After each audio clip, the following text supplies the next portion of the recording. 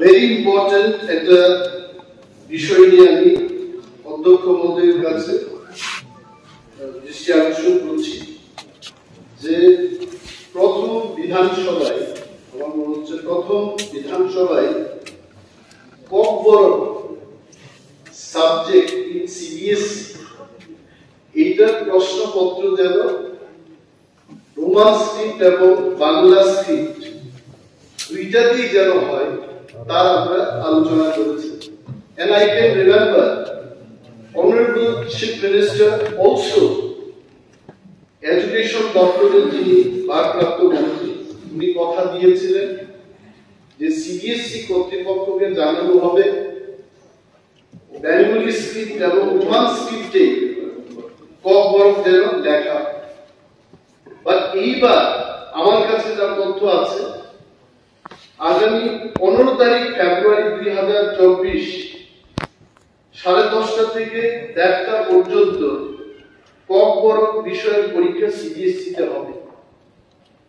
CBSE বলেছে Roman স্ক্রিপ্টে লেখা চলবে না, বেঙ্গলি স্ক্রিপ্টেই হবে।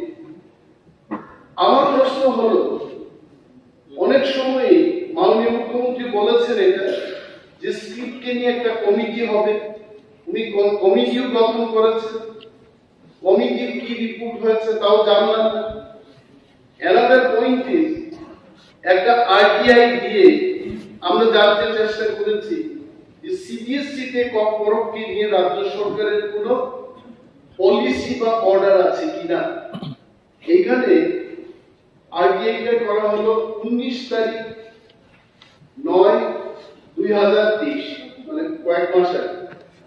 এখানে গভর্নমেন্ট উত্তর দিয়েছে there is no government order regarding the framing of CBSE Cockborok language question paper in Bengali script.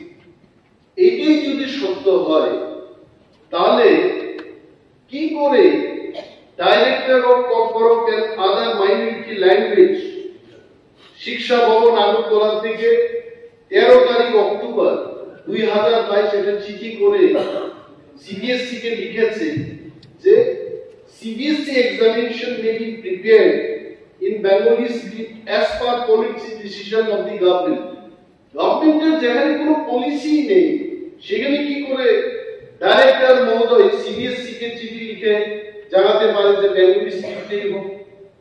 এবং যারা বলছে, এখানে আমি শুনেছি আমরা যখন ডিবেটটা করি তখন বলছে যে সিবিএসই কর্তৃপক্ষের বাই স্ক্রিপ্টে হবে না, ট্রাই স্ক্রিপ্টে হবে না, তাদের একটা স্ক্রিপ্টেই চায়। তাহলে আমার প্রশ্ন হচ্ছে, এখানে সিবিএসই ক্লিয়ারলি বলেছে যে সংস্কৃতে যারা লিখবে তারা বাংলায় লিখতে পারবে, তারা রোমানে লিখতে পারবে, তারা দেবনাগরীতে লিখতে পারবে। সংস্কৃতের জন্য যদি 3টা স্ক্রিপ্টে লেখা যায় ককবরকের ক্ষেত্রে কেন হবে না?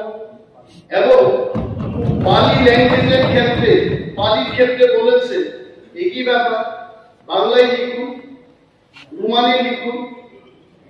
এবং আমাদের রাজ্যেও মাননীয় প্রাক্তন যিনি শিক্ষা দপ্তরের মন্ত্রী ছিলেন উনি 1 নম্বর ভারপ্রাপ্ত মুখ্যমন্ত্রী, কারণ মুখ্যমন্ত্রী 3 জন হয়ে গেছেন বিধানসভায়, 3 জন দায়িত্ব দেখবেন, 1 নম্বর 2 নম্বর এবং 3 নম্বর, 3 জন মুখ্যমন্ত্রীকে আমি উদ্দেশ্য করে বলছি।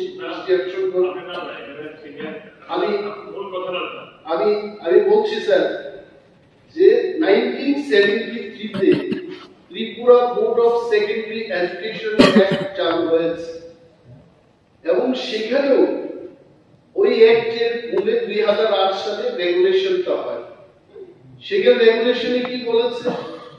রেগুলেশনের 18(2) সেখানে বলেছে script use for Sanskrit words while answering a question paper in Sanskrit shall be either in Bengali or English or Devanagari.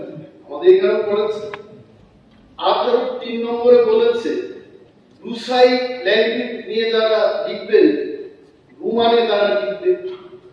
Script for পালি, রোমান or বেঙ্গলি এরকম আমাদের এখানে করেছে।